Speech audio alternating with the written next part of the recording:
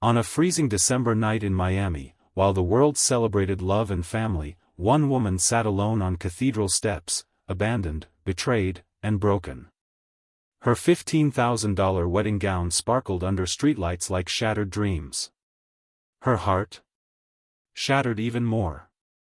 But here's the twist: the man who stopped to help her wasn't a knight in shining armor.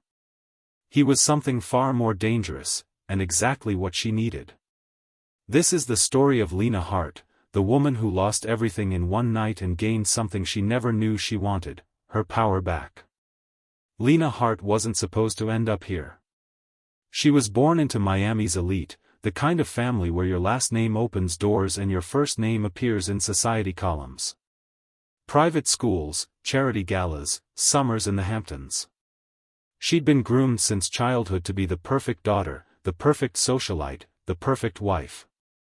She'd believed in fairy tales. She'd believed in love.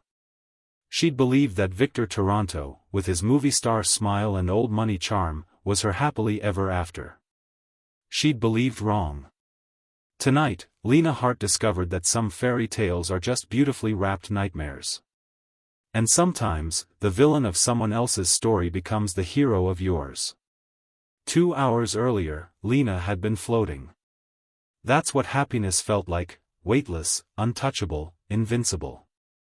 She'd glided through the cathedral halls in her French lace gown, her veil trailing behind her like a cloud, her heart so full it hurt. In just 20 minutes, she would walk down the aisle. In just 20 minutes, she would become Mrs. Victor Toronto. In just 20 minutes, her life would officially begin. She'd wanted to see Victor before the ceremony. She knew it was bad luck, knew her mother would be horrified, but Lena had never been good at following rules when her heart was involved. She wanted to see the look in his eyes when he saw her in the dress. She wanted one perfect moment before they made it official.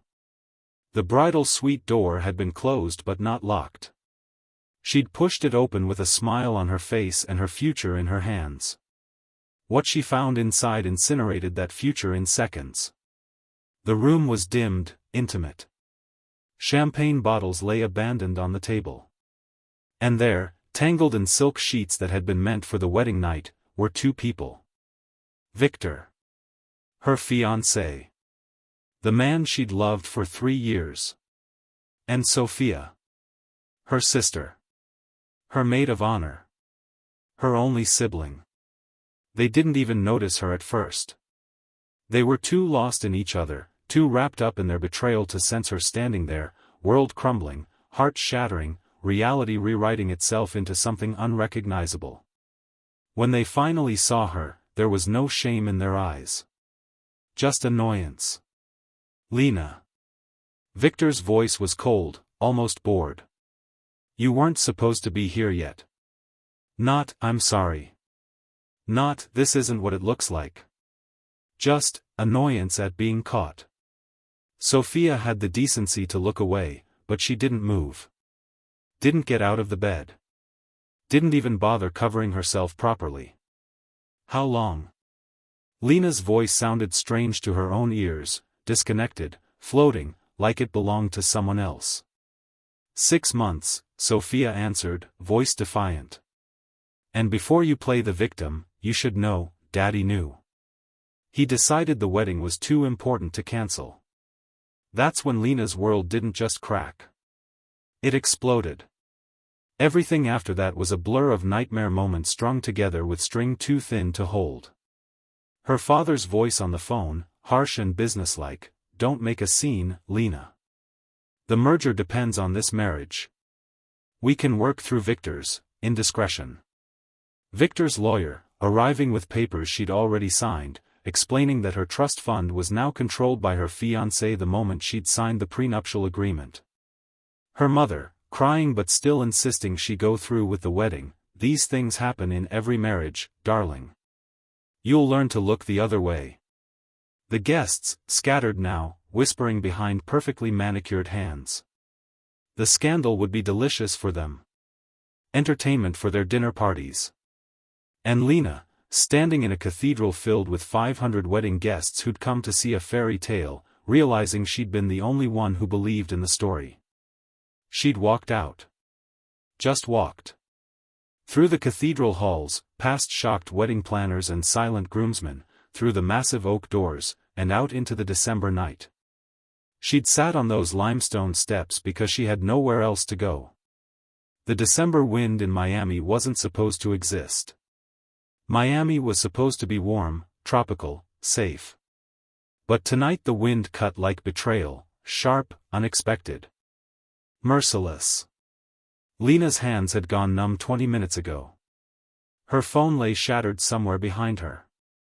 Her purse was abandoned inside the cathedral.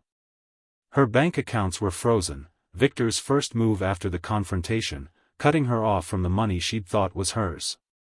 She owned nothing. Had nowhere to go. Her family had chosen the merger over her. Her friends were really Victor's friends. Her life had been built on foundations that dissolved the moment she stopped being useful. She was utterly, completely alone. The wedding dress, that magnificent, ridiculously expensive symbol of dreams she'd never achieve, weighed her down like chains. The veil, once a symbol of purity and promise, now just a thin barrier against the cold that seemed to come from inside her bones. Christmas lights twinkled in mansion windows across the street. Somewhere, families were gathering. Somewhere, people were celebrating love that was real. Lena just sat in the ruins of hers and tried to remember how to breathe. The headlights appeared like eyes in the dark, predatory, purposeful, hunting. Lena didn't look up. She'd stopped caring who saw her, what they thought, what stories they'd tell. Let them look at the jilted bride. Let them make her a cautionary tale. She was beyond shame now. The car slowed. Stopped. The engine's purr cut through the night, expensive, powerful, dangerous. A door opened. Footsteps approached, measured, deliberate, unhurried. Italian leather shoes appeared in her line of vision. Handmade. Probably worth more than most people's monthly rent. "You're going to freeze to death out here." The voice was male, deep, edged with something that might have been amusement or concern. Lena couldn't tell and didn't care. "Good," she said to the shoes. "That dress cost a fortune. Shame to ruin it. Everything's ruined." Her voice sounded hollow, like it was echoing up from a well. "What's one more thing?" A pause. Then the man crouched down, bringing himself to her eye level. Lena looked up. And felt the world shift again, but this time in a different direction. Damien Crowe. Everyone in Miami knew Damien Crowe. He was the name whispered at country club bars. The shadow behind Miami's most profitable construction deals. The owner of 3 casinos and a dozen businesses that existed in the gray spaces between legal and legendary. He was younger than she'd expected, mid-30s, with dark hair swept back from a face that was all sharp angles and controlled power. His eyes were gray, the color of storm clouds over the ocean, and they studied her with an intensity that should have been uncomfortable but somehow wasn't. He wore a black suit that probably cost more than her wedding dress, and he radiated the kind of dangerous confidence that came from knowing exactly who he was and not caring what anyone else thought about it. "Lena Hart," he said quietly, his voice like smoke. "The bride who wasn't. You know who I am. Everyone knows who you are tonight." Victor made sure of that. Damien tilted his head slightly, studying her the way a chess master studies a board. "What I don't know is why you're sitting on these steps instead of somewhere warm." "I don't have anywhere warm." Something flickered in his eyes, not pity. She would have hated pity. Something colder and more useful. Understanding, maybe. Or calculation. "Your family chose him," he observed. "My father chose the merger. My sister chose the bed. I'm what got chosen out." Damien stood in one fluid movement and shrugged out of his overcoat. Before Lena could process what was happening, he draped it over her shoulders. The fabric was heavy, warm from his body, and smelled faintly of expensive cologne and winter night. It felt like the first kind thing anyone had done for her in hours. "Come with me," he said. The dangerous offer. Lena looked up at this man, this dangerous, powerful, ruthless man, and felt something crack inside her chest. "Why would I do that?" "Because you're freezing. You're alone. And Victor Toronto is probably having you followed to make sure you don't do anything embarrassing like survive this with your dignity intact." He held out his hand, the same gesture Victor had made 3 years ago when he'd first asked her to dance. But this hand was different. No pretense. No performance. Just a straightforward offer of help from someone who understood power and loss. "I can offer you somewhere safe to spend the night. No obligations, no conditions. Just somewhere warm while you figure out your next move." Lena stared at that offered hand. She knew who Damien Crowe was. She knew what he represented. He was everything her father had warned her about. Everything Victor pretended not to be but secretly was. He was also Victor's biggest rival. "Why?" she asked. "Why help me? You hate Victor. I'm just collateral damage." Damien's smile was slight and didn't reach his eyes. "Maybe I think you deserve better than being collateral damage. Or maybe I just don't like seeing someone freeze to death on church steps." He kept his hand extended. "Does it matter?" It probably should have. Lena had been raised to be careful, to weigh consequences, to never make impulsive decisions. That training had led her straight into Victor's trap. "Screw careful." She took his hand. Damien's house wasn't a house. It was a statement. The Mercedes glided through iron gates that opened silently, as if they'd been waiting for her. The private drive was lined with royal palms, their fronds rustling in the wind like whispered secrets. And at the end of it all stood a sprawling Mediterranean revival mansion that glowed white and gold in the landscape lighting, a palace for a king who didn't need a crown to command respect. 17 bedrooms, Damien said casually as he helped her from the car, his hand steady and warm. Most of them empty. You can have your pick. Lena's legs were shaky from cold and shock, but she managed to stand. The wedding dress train dragged behind her, gathering dirt and memories she wanted to forget. She didn't care anymore. Let it get ruined. Let everything get ruined. The front door was already open, held by a woman in her 50s with kind eyes and a crisp black dress. She didn't react to Lena's wedding gown or disheveled state, didn't gasp, didn't pity, didn't judge. She just smiled warmly and stepped aside. "Miss Hart, this is Elena," Damien introduced. "She manages the household. Anything you need, ask her." Elena nodded, her voice gentle but professional. "I've prepared the guest suite on the second floor. It's private, has its own bathroom, and the doors lock from the inside." The casual mention of locks should have been alarming. Instead, it was the most comforting thing Lena had heard all night. Someone was acknowledging she might need protection, even here. Someone was respecting her autonomy. "Thank you," Lena whispered, her voice cracking slightly. Elena's expression softened. "You're safe here, dear. Take all the time you need." The room Elena led her to was more than a guest suite, it was a sanctuary. Soft lighting illuminated cream walls and dark wood furniture. French doors opened onto a private balcony overlooking the bay, where moonlight painted silver paths across dark water. The bed was enormous, dressed in what had to be thousand-thread-count linens. And in the bathroom, a deep soaking tub sat beneath a window framing palm trees and stars.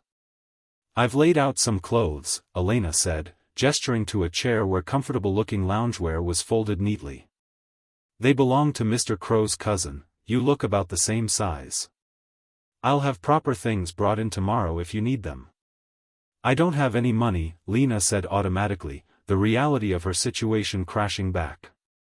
"Victor froze my accounts. I can't pay for." "Mr. Crowe isn't asking for payment," Elena interrupted gently. He's offering hospitality. There's a difference. After Elena left, Lena stood alone in the suite, still wrapped in Damien's overcoat, still wearing the wedding dress that had witnessed her humiliation. She walked to the mirror. The woman staring back was a stranger. Hair wild from wind and stress. Makeup smeared. Eyes red-rimmed but strangely awake. More awake than they'd been in months. Beneath the wreckage, Lena saw something she hadn't seen in years, herself. Not her father's perfect daughter. Not Victor's trophy fiancée. Not the Hart family's investment in social standing. Just Lena. Raw. Broken. But still here. She started to laugh. It was a slightly unhinged sound, but it felt good. Cleansing. Then she began removing the wedding dress. It took 15 minutes to undo all the buttons, hooks, and ties. The dress had required 3 people to put on. Taking it off alone felt symbolic, shedding a skin she'd never wanted, revealing something truer underneath. When the gown finally pooled at her feet, Lena stepped out of it and left it there on the floor, a puddle of broken dreams and wasted money. The shower was scalding and perfect. She stood under the water until it ran cold, washing away makeup, hairspray, and the feeling of Victor's betrayal clinging to her skin. The clothes Elena had left were soft, comfortable, gray cashmere joggers and a matching hoodie that was slightly too large but felt like a hug. They were the opposite of everything Lena usually wore. She loved them. She emerged from the bathroom feeling almost human again. The wedding dress still lay on the floor. Lena stared at it for a long moment, then grabbed it, walked to the balcony, and threw it over the railing. It floated down like a ghost, landing in the garden below, an expensive corpse among the bougainvillea. "Good riddance," she whispered. A knock at the door made her turn. "It's Elena," came the voice. "I brought tea. And Mr. Crow asked if you'd join him downstairs, if you're feeling up to it. No pressure if you're not." Lena opened the door. Elena stood there with a tray bearing a teapot and delicate china cups, plus what looked like homemade cookies. "I'll come down," Lena heard herself say. Damien was waiting in what he called the small library, a room that was only small compared to the rest of the house, with floor-to-ceiling bookshelves, leather furniture, and a fireplace that crackled warmly. He'd changed too, trading the suit for dark jeans and a black cashmere sweater. It made him look younger, more approachable, though no less dangerous. He stood when she entered, a gesture of old-fashioned courtesy that surprised her. "Better?" he asked. "Different," Lena answered honestly, settling into the chair across from him. "I'm not sure 'better' is the right word yet." "Fair enough." He poured amber liquid from a crystal decanter. "Bourbon or brandy?" "I don't drink." "You might want to start tonight." Lena surprised herself by accepting the glass. The bourbon burned going down, but it warmed her from the inside. She took another sip. "So," she said, meeting his gray eyes directly. "What happens now?" Damien leaned back, studying her with that same intense focus from the cathedral steps. "That depends on what you want to happen." "What I want?" Lena laughed bitterly. "What I want is for the last 12 hours not to have happened. What I want is for my sister not to be a backstabbing traitor and my father not to be a mercenary bastard and Victor not to be," her voice broke, "a lying, manipulative predator who saw you as a transaction instead of a person." Damien finished quietly. Lena looked at him sharply. There was no mocking in his expression, just flat statement of fact. "How long have you known?" she asked. "About Victor and your sister?" 3 months. "About the prenup and your father's involvement?" 2 months. Anger flared hot in Lena's chest. "And you didn't think to tell me? Would you have believed me?" Damien's gaze was steady, unflinching. "If Miami's most notorious crime boss showed up and told you your fiancé was betraying you, would you have listened?" Or would you have run straight to Victor, and your father, and everyone who had a vested interest in you staying blind? The worst part was he was right. 2 months ago, Lena would have dismissed any warning as jealousy or manipulation. She would have believed Victor's explanations. She would have let herself be talked back into the cage. Why did you let it get this far? She asked instead.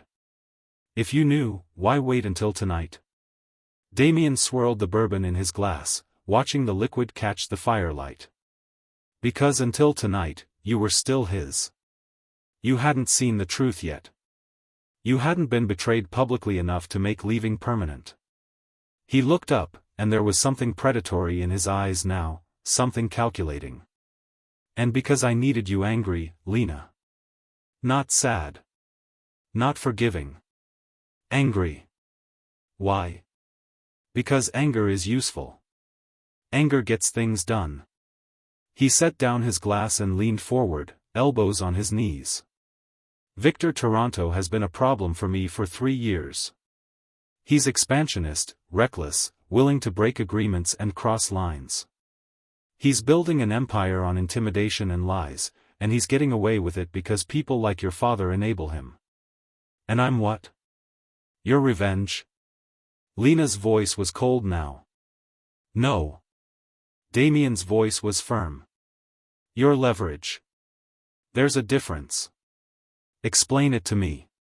He stood, pacing to the fireplace, his movements controlled and graceful. Victor's power comes from perception. He's the golden boy, old money, respectable family, all the right connections. He's about to merge his real estate empire with your father's financial holdings, creating one of the most powerful dynasties in Miami.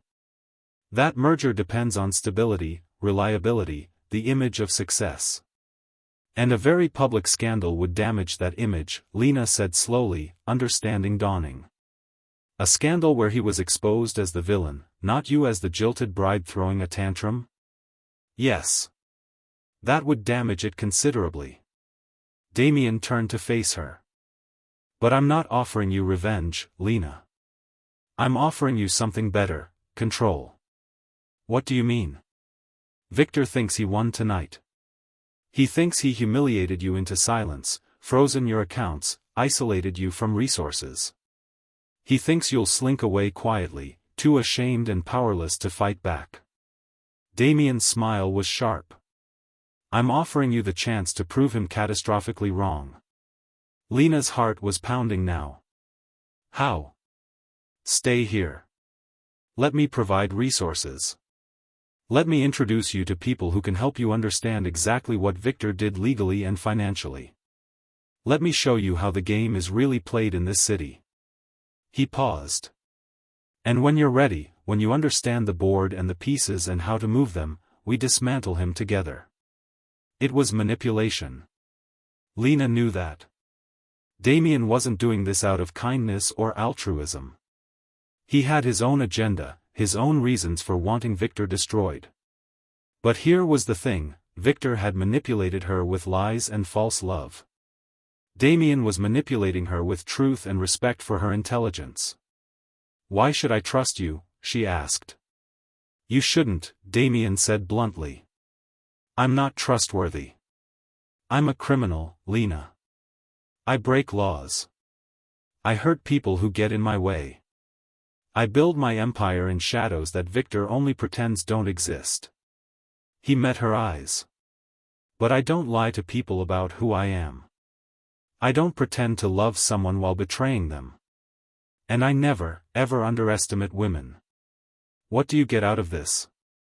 Victor's downfall. Your father's humiliation. A disrupted merger that benefits my business interests. His honesty was brutal and refreshing. And possibly, if we work well together, an ally in a city where real allies are rare. Lena sat back, processing. 24 hours ago, this conversation would have horrified her. Now, after everything she'd learned about the people she'd trusted, Damien's frank criminality was almost comforting in its honesty. What would this look like? She asked carefully. This arrangement? You stay here as my guest. No obligations, no expectations. You learn about the legal and financial structures Victor used to trap you. You meet with lawyers who aren't on your father's payroll. You figure out who you are when you're not playing the role they assigned you. He returned to his chair. And if, after all that, you decide you want to walk away and start fresh somewhere else, I'll help you do that too. New identity, new city, whatever you need. And if I decide I want to burn it all down? Damien's smile was sharp and approving. Then we'll burn it together, and I'll make sure you're holding the match. Lena stood and walked to the window. Outside, the bay stretched dark and endless, dotted with lights from mansions and boats. Victor's yacht was out there somewhere, probably docked at his family's private marina. He was probably celebrating right now, toasting his narrow escape from marriage while maintaining access to her family's money. He thought he'd won. That was his mistake. Lena turned back to Damien. I want to know everything. Every way he trapped me, every legal loophole he used, every lie he told.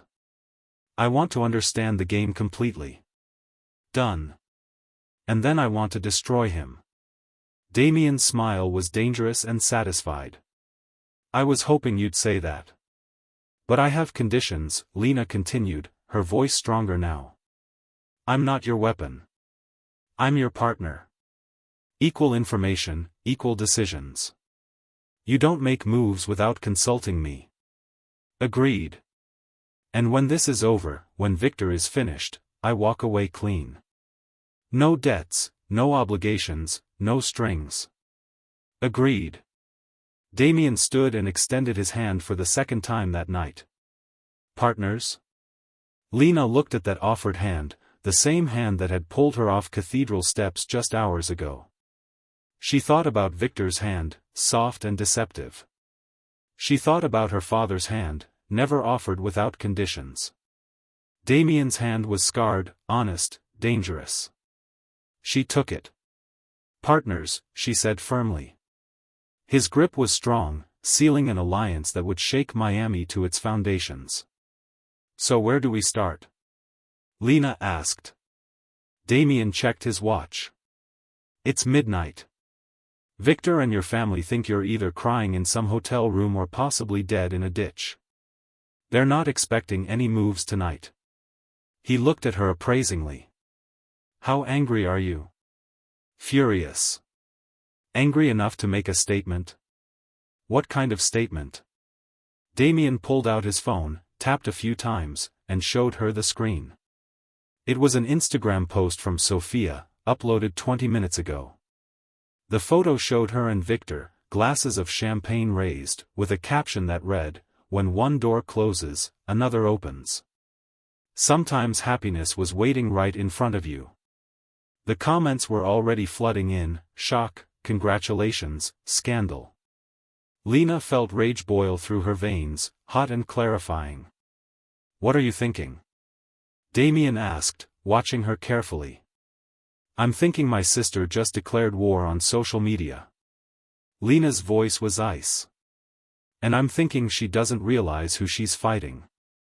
Want to fire back? No. Lena's mind was racing now, sharp and focused in a way it hadn't been in years. Social media is her battlefield. She'll expect that. We need to hit somewhere she's not looking. I'm listening. The prenup. You said there are lawyers who can help me understand what Victor did. I want to meet with them first thing tomorrow. I want to know every detail of what I signed.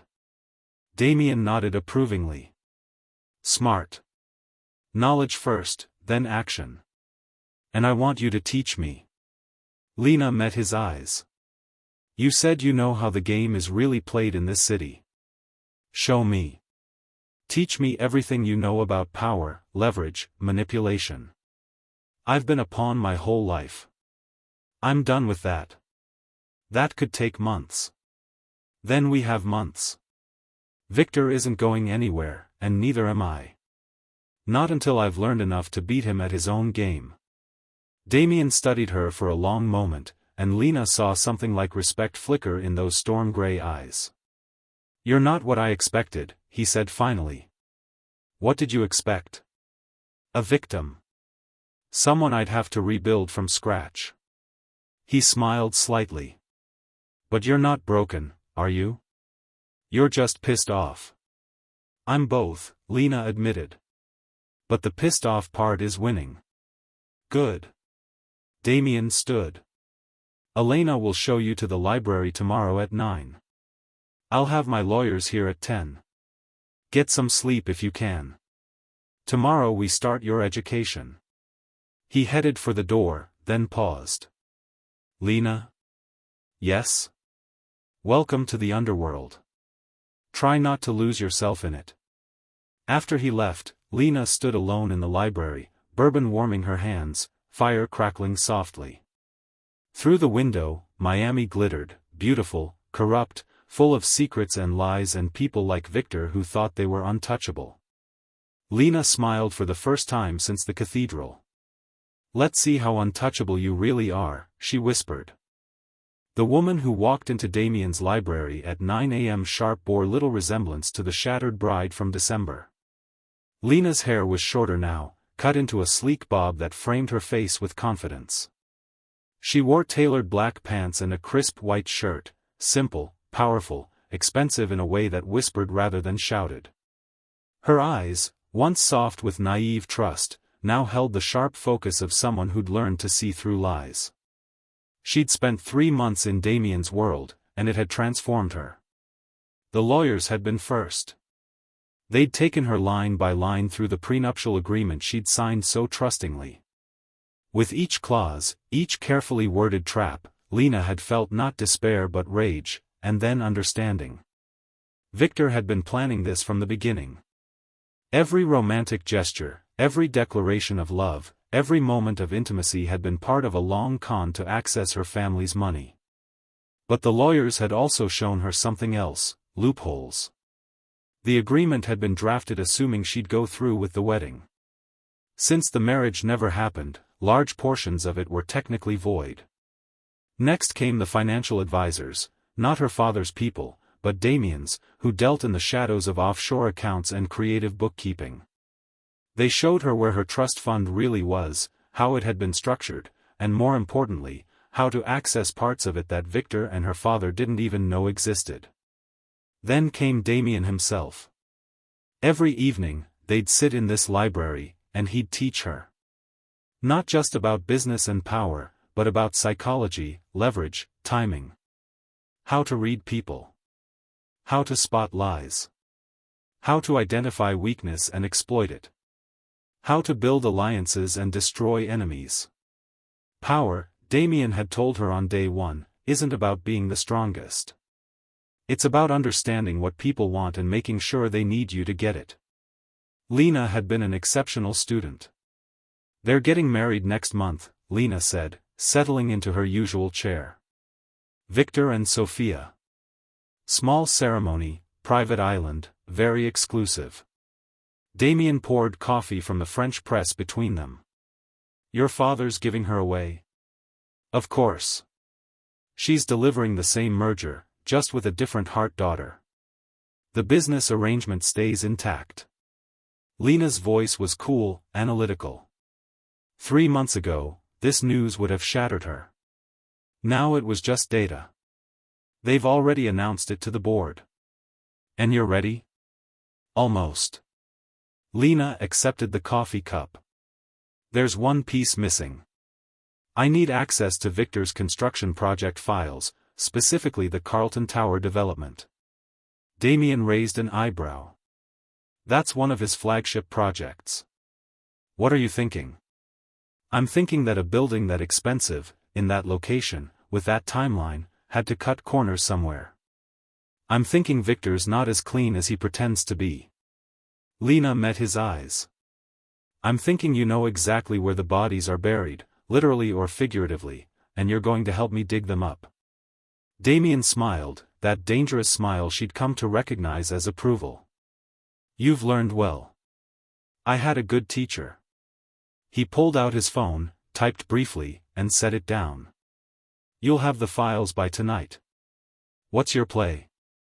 Lena stood and walked to the window, the same window she'd stood at 3 months ago when she'd made her decision. But now Miami didn't look like a city that had rejected her. It looked like a chessboard, and she finally understood how to move the pieces. "I'm going to give Victor exactly what he's always wanted," she said softly. "I'm going to give him everything he thought he'd get by marrying me. Power, connections, access, opportunity." She turned back to Damien. "And then I'm going to watch him lose it all." 2 days later, Lena did something no one expected. She reached out to Sophia. The message was simple, sent via their mother as intermediary: "I've had time to process. I'd like to talk. Meet me for coffee?" Sophia showed up at the cafe looking defensive, guilty, and underneath it all, triumphant.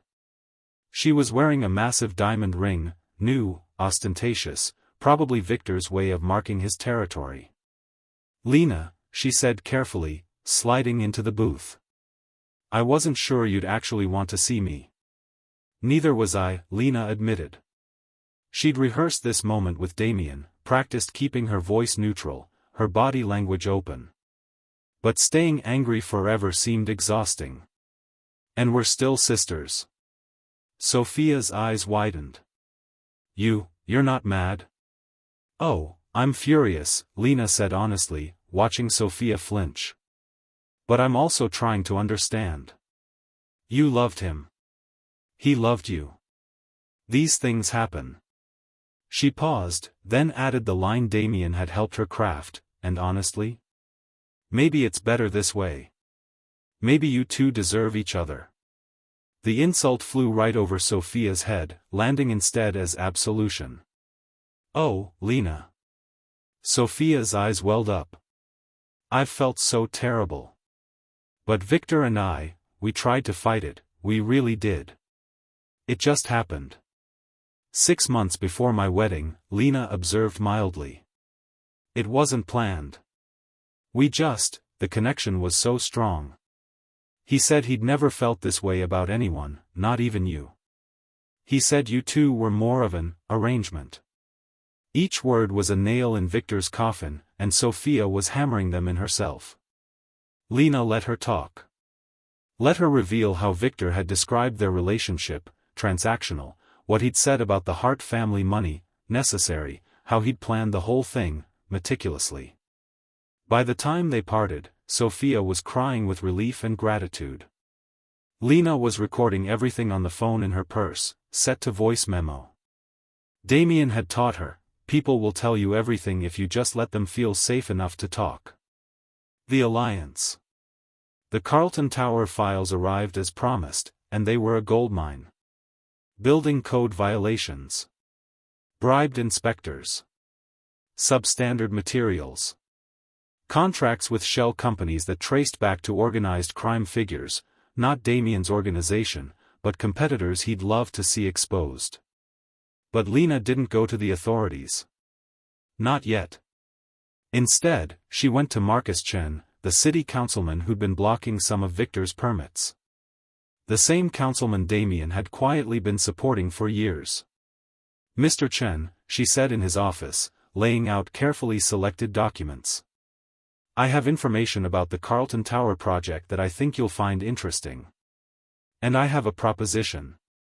Chen was cautious. He knew who she was, knew her connection to both Victor and Damien. But as he reviewed the files, his expression shifted from suspicious to calculating. "This is solid evidence," he said slowly. "This could shut down the entire project, maybe get Toronto's development license revoked." "I know," Lena said calmly. "But I'm not giving this to you for free. I want something in return." "What?" "Your support for my new business venture." She slid across a business plan she'd spent weeks perfecting. "I'm starting a real estate development consultancy. Completely legitimate, focused on ensuring projects meet all codes and regulations. I want city contracts." Chen read it, then looked up with new respect. "You're going into direct competition with Toronto." "I'm going to take everything he thinks he owns," Lena corrected. starting with his reputation for reliable development. Chen smiled. I think we can work together, Ms. Hart. The father. Confronting her father was harder.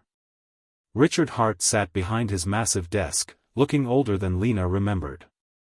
3 months of silence from his youngest daughter had apparently taken a toll. Lena, he said gruffly. You finally ready to be reasonable? Define reasonable, Lena said, sitting down without being invited. Stop this nonsense with Damien Crowe. Come home. We can find you another suitable match. I'm not a commodity to be matched, father. Everything is a commodity if you know how to value it correctly. His voice was hard. That's business. You're right, Lena said, surprising him. So let's talk business. I know about the offshore accounts. I know how you've been moving money through shell companies. I know about the tax structures that are technically legal but definitely unethical. She pulled out a folder. And I know that if this information reached the right journalists, your reputation would never recover. Richard Hart's face went purple. You're threatening me? Your own father. You sold me to Victor for a merger, Lena said coldly. You knew he was betraying me and you let the wedding proceed because the business was more important than your daughter. So yes, father, I'm threatening you. Because you taught me that family is just another bargaining chip. What do you want? 2 things. First, you're going to transfer the trust fund grandmother left me, the one you've been illegally controlling, into an account in my name only. Second, you're going to publicly distance yourself from Victor.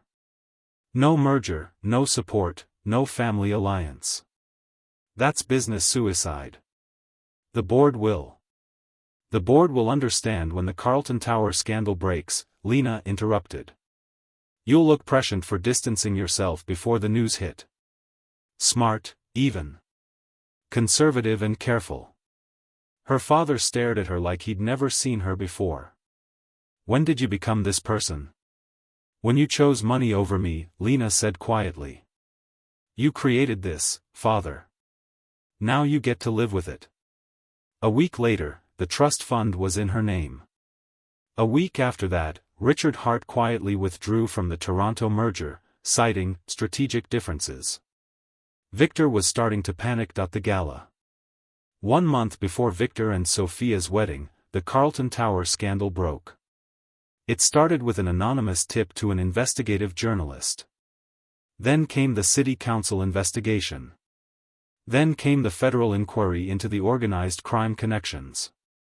Victor's development license was suspended. His investors began pulling out. His reputation, built so carefully on being legitimate, respectable, clean, crumbled like a building made of substandard concrete. And through it all, Lena Hart's name kept appearing. Lena Hart, whose new consulting firm had been hired by the city to review development projects. Lena Hart, who'd testified before the council about industry standards. Lena Hart, who'd been quoted in 3 major news outlets about ethical development practices. Lena Hart, who'd been invited to speak at the annual Miami Development Gala, the biggest event of the industry year. The gala where Victor Toronto and Sophia Hart would be in attendance. Lena arrived at the gala in a gown that cost twice what her wedding dress had, midnight blue, elegant, powerful. Her hair was styled in soft waves. Her makeup was perfect. And on her arm was Damien Crowe, looking devastating in a black tuxedo. The room went silent when they entered. Everyone knew the story by now. The jilted bride. The betrayal. The sister. The scandal. Miami society lived for this kind of drama. But Lena didn't look like a victim anymore. She looked like a queen. Victor and Sophia were across the room. Victor's face went white when he saw her. Sophia looked like she might cry. Lena smiled and waved. Then she walked straight toward them. Victor, she said pleasantly. Sophia. What a lovely surprise. Lena. Victor's voice was tight. I didn't expect to see you here. Of course you didn't. You expected me to be hiding somewhere, broken and ashamed. Lena's smile was pure poison honey. But here's the thing about breaking someone, Victor, sometimes they put themselves back together stronger than before. What do you want? Sophia whispered. Want? I don't want anything from you. I already took it. Lena glanced at her sister's engagement ring. That's lovely, by the way. Shame about the wedding venue, though. I heard the resort in Turks and Caicos had to cancel because of the legal issues with Victor's company. Must be stressful trying to plan a wedding when your fiancé's under federal investigation. Victor's jaw clenched. You did this. I did what? Lena asked innocently. Expose building code violations? Report actual crimes? Ensure public safety? I'm just doing my job, Victor. You know, having a real career instead of being someone's trophy? You teamed up with Damien Crowe, Victor hissed. You're working for a criminal. No, Damien said smoothly, stepping forward. She's working with me. There's a difference. But I understand the confusion, you're used to people being under your control, not beside you as equals. Victor looked ready to explode. Sophia was crying openly now. Lena leaned in close, voice dropping to a whisper only they could hear. You wanted to destroy me. You wanted to take everything I had and leave me with nothing. So I learned from the best, she glanced at Damien, and I did exactly that to you. How does it feel, Victor? How does it feel to lose everything? She straightened, smiled brightly, and raised her voice to normal volume. Anyway, lovely catching up. Enjoy the evening. As they walked away, Damien murmured, that felt good, didn't it? Better than good, Lena admitted. That felt like closure. 6 months later. Lena sat in her new office, sleek glass and steel, overlooking Biscayne Bay, with her name on the door in elegant lettering, Heart Development Consultancy. Her company was thriving. She had 3 major contracts, a waiting list of clients, and a reputation for being brilliant, ethical, and uncompromising. Victor's company had folded. He'd settled several lawsuits, paid significant fines, and left Miami entirely. Rumor had it he was in Atlanta, working for someone else's development firm in a junior position. Sophia had broken off the engagement when the money dried up. She'd tried to reconcile with Lena, several times, but Lena had politely declined. Some bridges, once burned, shouldn't be rebuilt. Richard Hart had quietly retired from active business management, handing the reins to a board of directors. He and Lena had a civil but distant relationship now. She sent him Christmas cards. He sent checks she donated to charity. Her mother called sometimes, trying to rebuild what had been broken. Lena was working on forgiveness. It was slow going. And Damien. A knock at the door pulled her from her thoughts. Come in, she called. Damien entered, carrying 2 cups of coffee. Thought you could use this. I saw your light on from my office. His building was 3 blocks away, close enough to meet for coffee, far enough to maintain independence. Their relationship had evolved into something Lena had never experienced before, genuine partnership. They worked together sometimes, competed others. They had dinner once a week and talked business, politics, philosophy. They challenged each other, respected each other, trusted each other.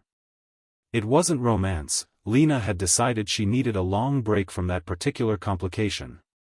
But it was something rarer, real friendship built on mutual understanding and hard-won respect. Thanks, she said, accepting the coffee. How's the casino expansion going? Delayed. City permits. He grinned. You wouldn't happen to know a good development consultant who could help with that? Might cost you. I expect nothing less. They stood at the window together, looking out at Miami's glittering skyline.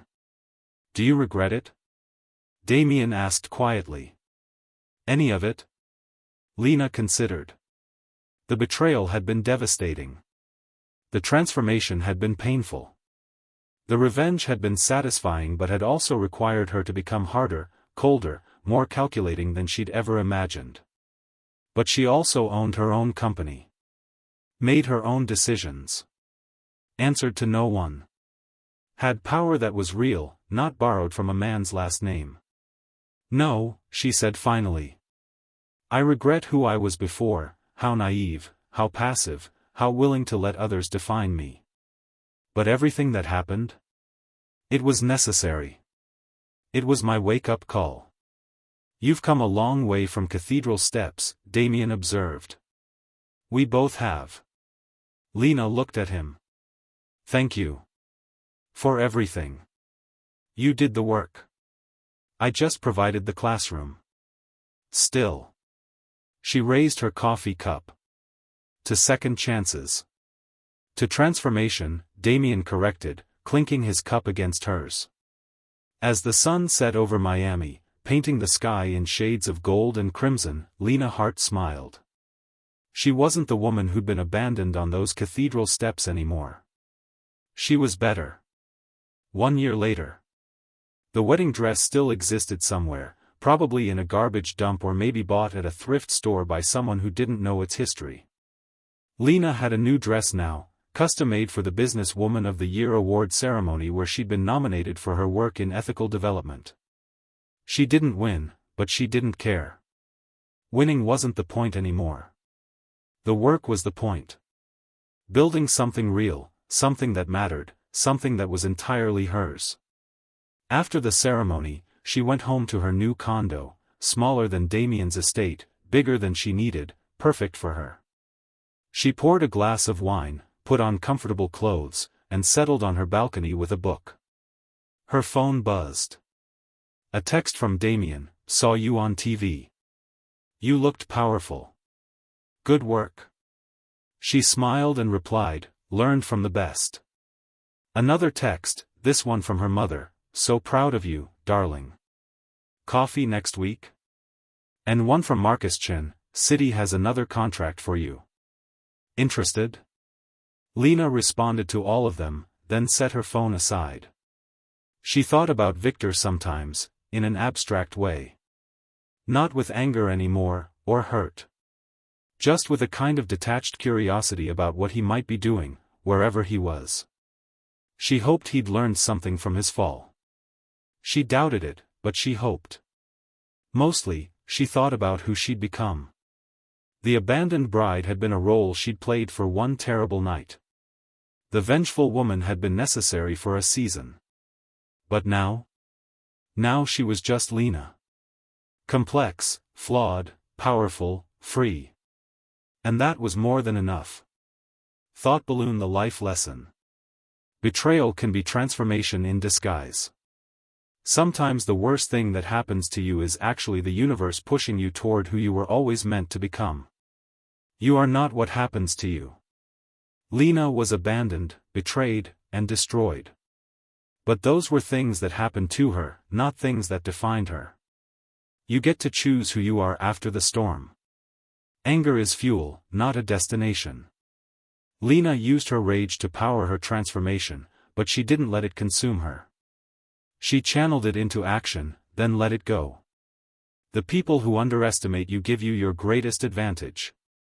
Victor thought Lena was weak because she'd been kind. He was wrong. Kindness and strength aren't opposites. Sometimes the wrong people teach you the right lessons. Damien was a criminal, morally gray, dangerous. But he respected Lena in ways the good people in her life never had. Sometimes wisdom comes from unexpected sources. Revenge is empty, but justice is essential. Lena didn't just want Victor to suffer, she wanted to prevent him from hurting others. She wanted to build something better. That's the difference between revenge and justice. You don't need someone to complete you. Lena didn't end up in a romance. She ended up whole, powerful, and free. That's not a lesser ending, it's sometimes the better one. Your value isn't determined by who wants you. When Victor rejected Lena, she felt worthless. But her worth was always inherent, always hers. No one can take that away. Grace and strength can coexist. Lena offered her mother coffee. She didn't need to forgive everyone who hurt her, but she could choose grace where it felt.